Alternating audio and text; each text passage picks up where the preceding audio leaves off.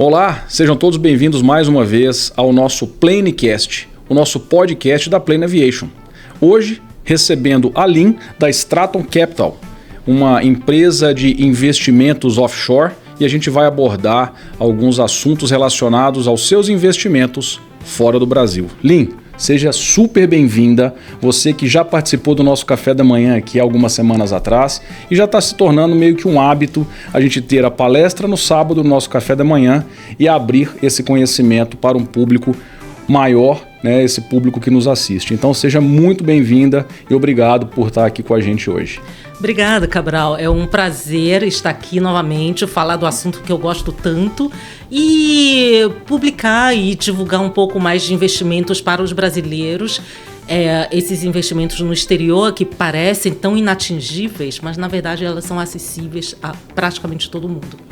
Excelente, excelente. Lynn, então vamos começar a falar um pouco da Straton, qual que é o DNA dessa empresa e o que vocês têm desenvolvido então para o público brasileiro. Legal.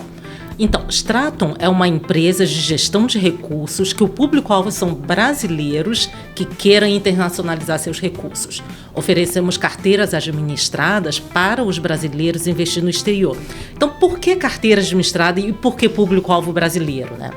Primeiro, a Straton é uma empresa americana, mas a gente percebe que brasileiro, quando vai investir no exterior, tem diversas dificuldades, diversas barreiras que é um pouco difícil de superar. Primeiro, começa com língua, né? A gente sabe que mesmo as pessoas que sabem falar inglês, quando vai no jargão de mercado financeiro, já dá uma travadinha, né? Sem dúvida, sem dúvida. Então, a gente já se propõe a atender o público-alvo brasileiro, porque apesar da Straton ser uma empresa americana, ela é fundada por brasileiros expatriados. Então, são brasileiros que moram nos Estados Unidos, que trabalham no mercado financeiro americano, mas que falam português e entendem quais são as dores e preocupações de brasileiros. Então, eu acho que esse é o grande DNA de trazer o mercado internacional para o brasileiro.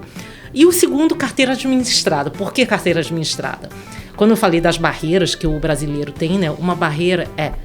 Aqui no Brasil, para a gente escolher um ativo para comprar a carteira, já é difícil. A gente está falando de Ibovespa, são 50 ações, mais ou menos. Tá? É difícil você cobrir 50 ações, né? Só que nos Estados Unidos, a S&P 500, que é o índice mais popular, são 500 ações. Então já começa a ficar muito difícil.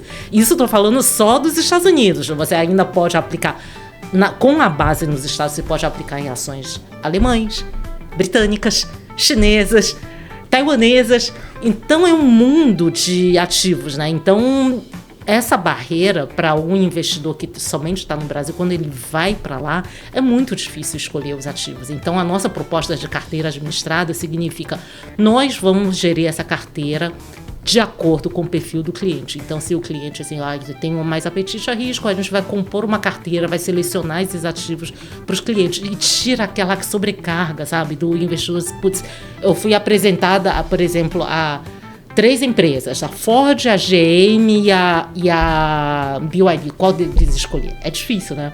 Então, a nossa proposta de carteira administrada é poder fazer essa escolha junto com o investidor. Perfeito. Foi o que a gente até conversou um pouco, né, Lynn, sobre cada um na sua área. Então, poxa, se você é um piloto, você vai entender eventualmente do avião que você está voando.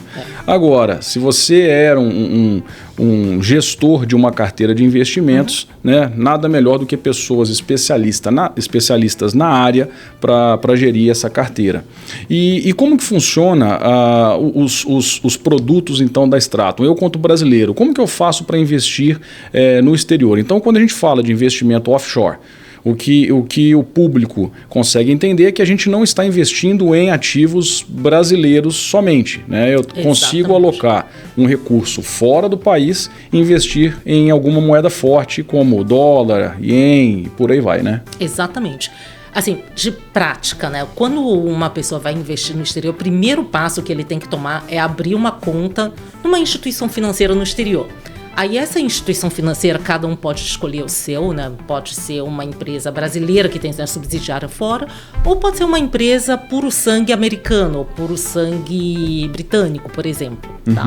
Então, o investidor ele tem que escolher uma instituição financeira. Aí, uma vez escolhido essa instituição financeira, assim, aí ele vira uma espécie de plataforma que pode acessar todos esses investimentos, né? Então, esse é o primeiro passo. Aí você perguntou de produtos, né? Quais são os produtos? Vamos começar com os mais básicos, que eu acredito que todo mundo conheça, né? Que é renda fixa e ações. Perfeito. Tá? Então, as mesmas categorias que tem no Brasil, tem no exterior também. Aqui, renda fixa no Brasil, né? A gente está muito acostumado a falar de debêntures, né? De CDBs. Essa mesma categoria tem no exterior também. Então, para brasileiro, né, você acha assim, putz, eu vou lá, vou ficar meio perdida. Não, pode pegar exatamente o mesmo modelo e aplicar lá fora. Então, as debêntures têm as mesmas categorias lá fora, a diferença é que tem muito mais emissores, né? Então, aqui no Brasil, você vai ter nomes conhecidos como Petrobras, Vale, que emitem essas debêntures. Lá fora, você tem muito mais emissores. Então, categoria de renda fixa. Categoria de ações. Mesma coisa, aqui no Brasil a gente negocia Itaú, Petrobras, Vale. Lá fora a gente vai negociar Apple, Nvidia, Microsoft, com uma gama muito maior de ativos. Por fim, tem uma categoria que a gente geralmente propõe para os investidores, que é ETF. No Brasil, ele ainda está um pouco tímido, mas no exterior é a forma mais eficiente e barata de se investir. ETF chama Exchange Trade Funds. São fundos passivos que seguem um índice que taxa de administração é muito, muito, muito baixa. O que acontece? Em vez de a gente selecionar, por exemplo, eu quero aplicar no setor de tecnologia, escolhendo Apple ou Nvidia, que são ações específicas, um ETF de tecnologia ele faz uma cesta de ações da tecnologia. Então você consegue se expor ao setor sem ter que ficar comprando as ações individualmente. Ou seja, você está investindo no setor e não naquela empresa específica. Exatamente. Ela é uma forma eficiente, uma forma muito barata e uma forma de você saber exatamente o que você está levando para a sua carteira. Perfeito, tá? Perfeito. Lynn, nós falamos um pouco sobre a instituição financeira ou sobre o meio que vocês fazem essa interface entre o público brasileiro e o mercado exterior, vamos dizer assim, principalmente o mercado americano. Você consegue falar um pouco para a gente do que é a Charles Schwab e como que eles trabalham, o que eles são, o que a gente pode considerar como esse parceiro que vocês têm lá fora? Claro, vamos lá. Charles Schwab é a maior corretora do mundo. Ela tem mais de 10 trilhões de dólares sob custódia. E a market cap, né, que é a capitalização de mercado dele, ou seja, o tamanho da empresa dele, né, ela é maior do que Banco do Brasil, Itaú, Bradesco, XP, tudo junto. Então é uma empresa assim super, super sólida. Quando a gente fala assim, instituição financeira, qual critério que a gente deve usar para escolher instituição financeira? Eu acho que a segurança é um dos critérios básicos, porque quando você quer colocar dinheiro numa instituição financeira, você não quer se preocupar se a instituição vai ter solvência, se ele vai ter problemas. Então, essa escolha do Charles Schwab, ela atende muito bem ao quesito de segurança, porque o investidor brasileiro que já está dando um passo fora da zona de conforto dele, sair do território do Brasil e ir para o exterior, então não vamos ter mais uma preocupação, vamos escolher uma boa instituição para colocar o dinheiro, né? Então, Charles Schwab tem essas características de, além de ser sólido, aí eu vou falar um pouquinho das facilidades também, porque assim, quando a gente vai escolher uma instituição financeira, solidez, lógico, eu acho que é o critério principal. Mas um segundo critério importante é também qual é a facilidade de a gente mexer nele, né? Porque não adianta você colocar dinheiro numa instituição sólida, mas é difícil de movimentar, não consegue sacar, não entende nada do que está escrito, para falar com eles é difícil. Então, a gente tem que pensar qual é a facilidade que a instituição oferece para os investidores, né? Para os clientes, né? Então, o que acontece? O Charles Schwab, ele por ser essa instituição financeira tão gigante, Obviamente, ele tem atendimento 24 horas, 7 dias por semana. Ele tem atendimento em inglês, mas para quem não consegue se comunicar em inglês, principalmente em jargões financeiros, eles têm tradutor. Às vezes, leva um pouquinho para disponibilizar o tradutor. Correto. Porque eles têm uma chamada, né? Então, eles têm lá uma mesa operando, né? E aí... Sim. Tendo aquela pessoa especialista ou que fale português, demora um pouquinho, mas eles têm esse tradutor, né? Eles têm esse tradutor. Então, tem essa parte de comunicação, né, que está sempre disponível, tem tradução disponível. O app e o site, ele é bastante intuitivo, você consegue ver online, inclusive, todas as ações pipocando, qual que está subindo, qual que está descendo, quanto tem de caixa.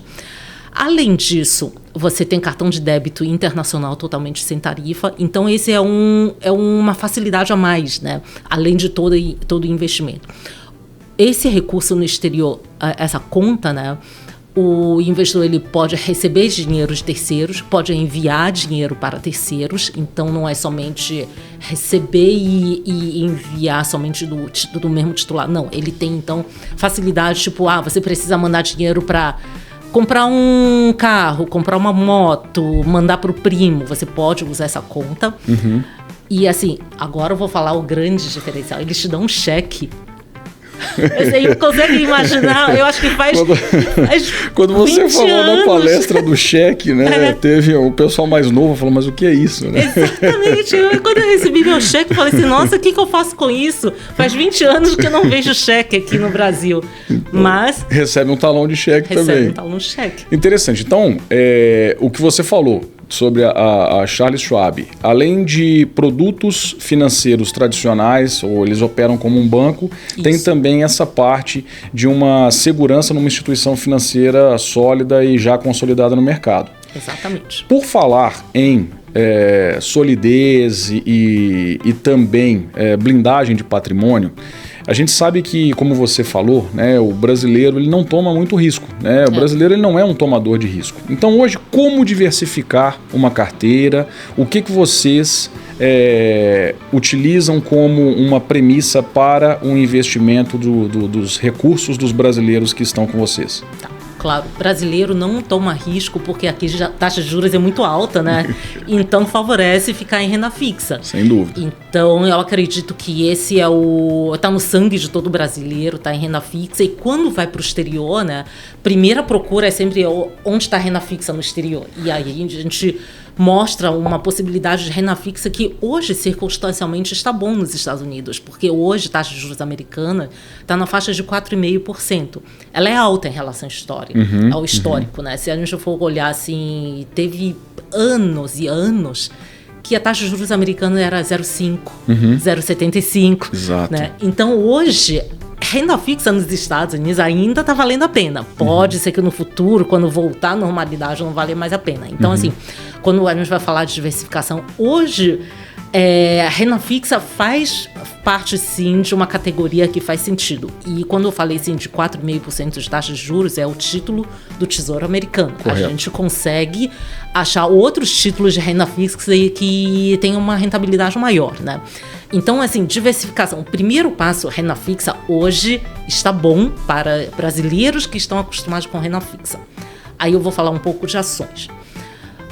A gente falou que taxa de juros nos Estados Unidos está super bom, 4,5% circunstancialmente, mas quando a gente vai olhar para ações, a média histórica de rentabilidade é S&P 500. Você pode fazer janelas de 10, 20, 30, 50 anos, é entre 10 e 11% ao ano. Ao ano.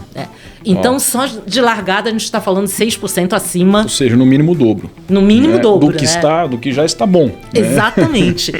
Então, assim, é lógico que o brasileiro vai ficar um pouco receoso, né? Ainda mais agora com Trump, com essa questão de tarifas, né? O mercado oscilou muito, mas se é para objetivo de longo prazo, a gente, como assessor, né? A gente tem um papel educacional de mostrar, olha, se o objetivo for longo prazo, coloca uma parte em ações, porque a renda fixa tá boa hoje nos Estados Unidos, mas pode ser que não fique bom depois. E aí, se você considerar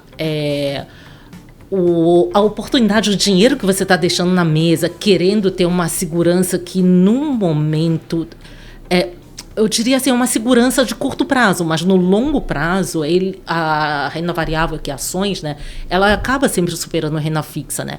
É lógico que esse trabalho educacional, né, ela demora um pouco mais, porque o brasileiro realmente é o país está no país de renda fixa, está acostumado à renda fixa. Então, o que a gente propõe para o cliente é sempre, vamos começar então com o que você tem segurança, você já conhece que é renda fixa, hoje está bom renda fixa. E aos poucos, vamos pensar um pouquinho de renda variável.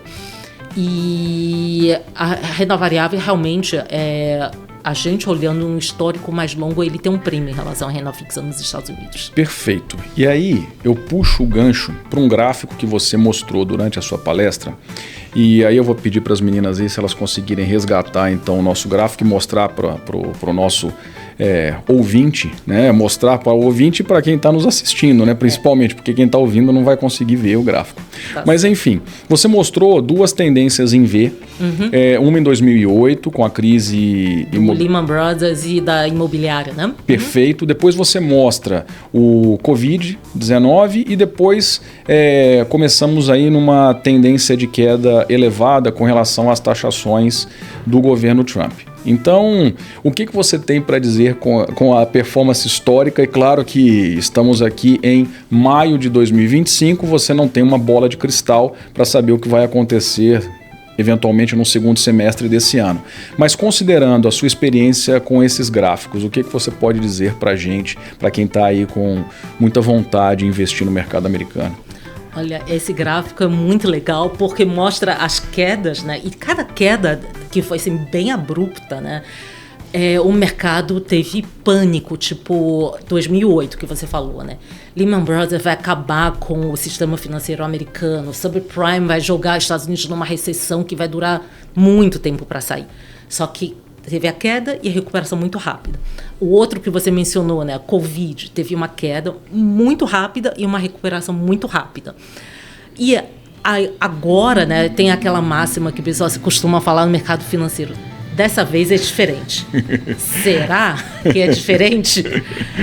E eu acho que não vai ser tão diferente assim, porque a palestra que foi dia 20 alguma coisa de abril, estamos no dia 14 de maio, né? Exato.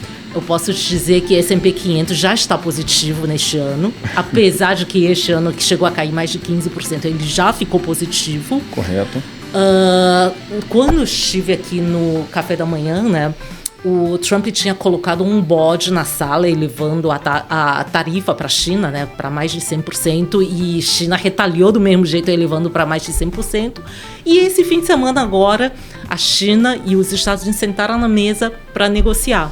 Ambos baixaram para 10%. Perfeito. Porque, na verdade, o objetivo dessa negociação, no início, né, quando subiram as tarifas para cima de 100%, o objetivo, na verdade, não é elevar a tarifa, é baixar a tarifa. Correto. Só que a arma que eles usaram foi elevar. Né? Então, é lógico que essa recuperação, né, a gente sabe que toda negociação é uma novela de 20 capítulos ou mais. A gente deve estar no segundo capítulo. Correto. Né? Então deve ter altas e baixas ainda, mas eu acredito que isso vai, na verdade, pavimentar um caminho para entendimento dos trade deals, né, que o Trump está falando, chamar todos esses parceiros comerciais para uma negociação para que ambos possam baixar tarifas, que é benéfico para todo mundo. Né? Perfeito, né? E o mercado mundial é muito sensível a essas decisões americanas e chinesas. Sim, então, sim. O caminho nesse momento é aguardar e talvez ter aí um especialista para conseguir avaliar isso no seu dia a dia, para que a gente não perca com todas essas especulações e todas essas mudanças. Cabral, posso fazer uma interrupção? Por favor. Então, eu acho que o grande valor que a gente gostaria de entregar é nesses momentos de pânico, né? A gente está junto com o investidor. Olha, o momento é volátil, mas vamos segurar as pontas porque o mercado deve voltar e analisar os fundamentos, né, Por que está gerando essa volatilidade? Porque quando um investidor ele sai no momento inadequado, ele perde a chance de voltar. Então, aquele V, ele não volta. Ele caiu lá para baixo e ficou lá.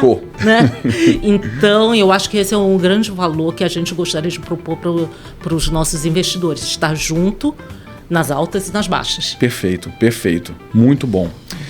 Por falar em altas e baixas, o investidor hoje brasileiro que queira investir em um fundo offshore ou numa empresa que faz essa gestão como vocês, como que funciona a parte de impostos? Tá. O que incide sobre os resultados auferidos, vamos dizer, em uma carteira de investimentos fora do país? Tá bom. Vamos falar de investidores brasileiros que declaram IR ao leão brasileiro. Perfeito. Tá.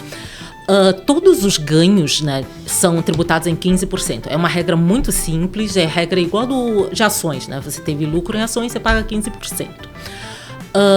A vantagem é que ações aqui no Brasil a gente recolhe mensalmente e no exterior a gente só vai recolher uma vez por ano. Uhum. Isso é a vantagem. Ótimo. E quando eu falei 15%, né, é 15% em reais, não 15% em dólares, tá? Uhum. Então, por exemplo, se eu comprei uma ação da Apple, eu ganhei 10% em dólar, mas também o dólar valorizou 10%, então o ganho total foi de 20%. Uhum. Então, o que o investidor precisa fazer? Na virada do ano, pegar o informe de rendimento que nós disponibilizamos para ele. Perfeito. E lançar dentro do IRPF que tem anualmente. Então, esses ganhos podem ser classificados como ganho de capital, uhum. que é você ter uma ação, vendeu, teve lucro, é ganho de capital. Uma outra categoria é juros, uhum. né? Então você comprou uma renda fixa, cada 6 meses recebe juros, é uma outra categoria. E a terceira categoria é dividendos, é uma ação que vai pagando dividendos. Mas isso tudo tem campos específicos no IRPF, no app da Receita, e o informe de rendimento já vai te instruir onde lançar, o que lançar. É muito importante o investidor saber lançar esses rendimentos dentro do IRPF para estar em dia com o leão brasileiro. Perfeito. Então, a Straton faz todo esse gerenciamento interno e já entrega, pelo que eu estou vendo, uhum. algo bem simples para que o contador possa, então, lançar isso aí, fazer uma declaração limpa, sem nenhum problema, voltando também à característica do brasileiro de não querer arriscar também nisso. Né? A gente não vai arriscar com o leão. Tem que fazer tudo certinho para não ter problemas futuros. Exatamente. E a pergunta que eu tenho certeza que está aí sempre permeando os nossos telespectadores e as pessoas que estão nos assistindo, como que eu faço para entrar, então, nesse mundo de investimento offshore através da Straton? Qual que é o ticket mínimo, o que eu preciso fazer, qual que é o caminho para conseguir, então, ter uma carteira diversificada e tão interessante como você explicou? O nosso público-alvo, né, são investidores que vão investir a partir de $100 mil. Tá. Eu acredito que esse público, né, já deve conhecer algumas pessoas que a gente brinca, né, que são os super ricos, que já investem no exterior faz muito tempo. E a gente achava, né, que investir no exterior é somente para super ricos, só para pessoas realmente milionários ou bilionários, mas na verdade não é. Uhum. Tá? Porque hoje, com a tecnologia e com a legislação mais amigável, ele é acessível para todo mundo, para a classe média, né? Então, quando eu olho assim, olha, se os super ricos já estão fazendo, por que nós, classe média, que eu enquadro, né, não estamos fazendo se a lei permite, se a tecnologia permite, né? Então, quando eu falo assim, a partir de 100 mil, você não precisa ir para os Estados Unidos para abrir uma conta. Hoje, a tecnologia, você pode fazer upload dos seus documentos, esses documentos são verificados e você já consegue abrir uma conta. Então, por exemplo, abrir conta conosco com a Straton, usando a plataforma Charles Schwab, você precisa de uma imagem do seu passaporte, uhum. Atualizado, claro, né? Uhum. O comprovante de residência e os dados cadastrais. E eletronicamente ela tem um trâmite de documentos, de formulários, etc. Mas eletronicamente você já consegue abrir essa conta, ativa a sua conta, recebe seu login, senha e no celular, no app, Então é super simples, super intuitivo, né? Vamos dizer, não precisa de sair de casa, não tem que coletar assinaturas nem nada. Tem uma coleta de assinatura, mas é uma coleta que você não precisa sair de casa, correto, porque você faz dentro da sua casa. Não vai ao cartório para fazer aquilo, pode ser tudo eletrônico, né? Imagina, cartório. Não existe cartório nos Estados Unidos. Perfeito. E agora, puxando um pouquinho a sardinha, vamos dizer assim, para o nosso lado, quanto uma revenda de aeronaves, a gente conversou um pouco sobre possibilidades. Então, um cliente que entra numa posição de uma aeronave para ser entregue daqui a 6 meses, 8 meses, ele consegue utilizar o recurso, vamos dizer, residual do pagamento da aeronave para abrir uma conta e blindar esse recurso em dólar, ou seja, um cliente que tenha um valor total da aeronave. Ele entra com 20% de entrada, eventualmente, desse avião. Ele consegue já ter uma posição de uma aeronave que vai ser entregue dali a 7, 8 meses. E aí ele se pergunta, poxa, estou comprando um bem em dólar nos Estados Unidos. Poxa, por que não blindar meu patrimônio em dólar nos Estados Unidos? Então, existe essa possibilidade? Como que seria? Você acha isso vantajoso? Ele poderia usar dessa possibilidade de mercado para adquirir a aeronave e conseguir dormir tranquilamente sabendo que o avião será pago ao final do contrato, da produção desse avião? Perfeito. O nosso objetivo é fazer cliente dormir bem. Então... Nada como uma noite bem dormida, né? Nossa Senhora! Então, essa possibilidade é 100% viável. O que a gente vai fazer com o cliente é uma conversa de quando deve ser esse pagamento final. Vamos supor, estamos em maio, vamos supor que seja dezembro. Então, ele pode ir fazendo aportes de mês a mês, mas a gente sempre vai aplicar num ativo que vai vencer em dezembro, por exemplo. Perfeito. Que é o dia que ele vai pagar. Ou se ele vai pagar em parcelas, então a gente vai pegar, ele vai me falar assim, olha, eu tenho parcela para pagar em dezembro, em janeiro, fevereiro, então a gente vai alocando os vencimentos de acordo com a parcela que ele tem para pagar. Então ele tem o que a gente chama de hedge, ele não fica com descasamento cambial, porque a gente sabe, né? Ter passivo em dólar e receita em reais é a receita para não dormir, não é? Exatamente. É o café à meia-noite, né? Exatamente. Então, se ele puder, à medida que ele vai tendo receita, ele já colocar casado, né, o passivo dele com o ativo dele, aí sim, aí não vai ter mais café da meia-noite. Aí ele pode ir fazendo isso aos poucos e a gente vai gerindo essas aplicações para ele. E geralmente quando é para compromissos assim tão próximos, né, a gente não coloca nenhum tipo de risco. Risco tipo comprar ação, comprar ETF, a gente só coloca em renda fixa. Perfeito. Ou seja, ainda consegue uma rentabilidade, né, dentro do recurso que ele está colocando em dólar.